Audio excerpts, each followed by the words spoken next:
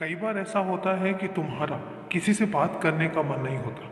कई बार ऐसा होता है कि तुम बिल्कुल चुपचाप होकर बैठ जाते हो। कई बार ऐसा होता है कि तुम बिल्कुल से शांत हो जाते हो और तुम्हें ऐसा लगता है कि ना तो तुम्हें कोई रोके और ना ही तुमसे कोई बात करे। होता है ऐसा। मुझे पता है कि तुम्हें डर लग रहा है, तुम्हें भी परेशानी हो रही है कि आखिर तुम्हारे साथ ऐसा क्यों होता है, क्योंकि तुम उनमें से हो ही नहीं जो चुपचाप बैठ जाए। तुम उनमें से नहीं हो जो खामोश होकर रह जाए। तुम तो चहलकदमी करने वाले बच्चे हो।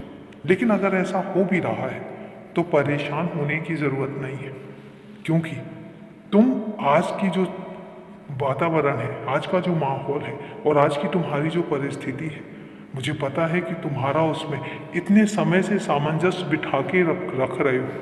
तुम्हें दिक्कत हो रही है। मुझे पता है कि तुम जो चाह रहे हो वो बहुत लंबे समय से हो नहीं पा रहा है। इस वजह से तुम परेशान हो और यही कारण है कि तुम्हारे इंतज़ार की अब घड़ियां जो है ना वो ख़त्म होने जा रही हैं, क्योंकि तुमने बहुत इंतज़ार किया है। लेकिन तुम्हारे भी इंतज़ार में तुम खुद को परेशान कर रहे हो। तुम खुद परेशान हो भी रहे हो।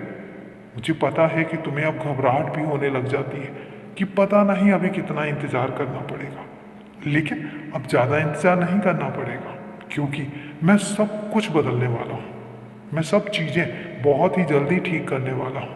वो सारी चीज़ें जो तुमसे ली गई हैं, वो सारे सामान जो तुमसे लिए गए हैं और वो सारी परिस्थितियाँ जो तुमसे छीनी गई हैं, उन हर परिस्थितियों का, उस हर सामान का और उस हर चीज़ों का मैं तुम्हें दुगना क्या असीमित करके दूंगा।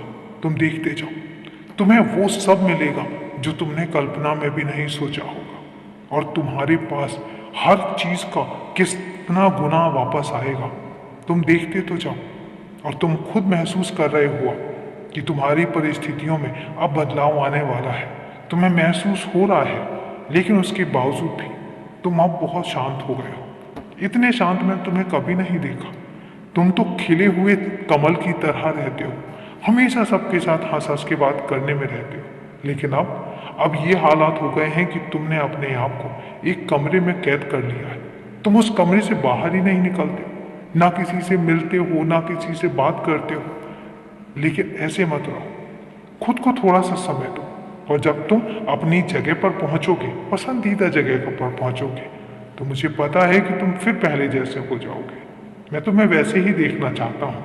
लेकिन एक बात याद रखना और मुझसे वादा करो कि वहाँ जाने के बाद भी जो काम तुमने शुरू किया है, उस काम में लापरवाही मत करना। हाँ, होता है, हफ्ते में एक आधा दिन ऐसा होता है जब तुम्हारा काम करने को मन नहीं करेगा, लेकिन उसके अलावा नहीं। खुश रहो, हमेशा खुश रहो।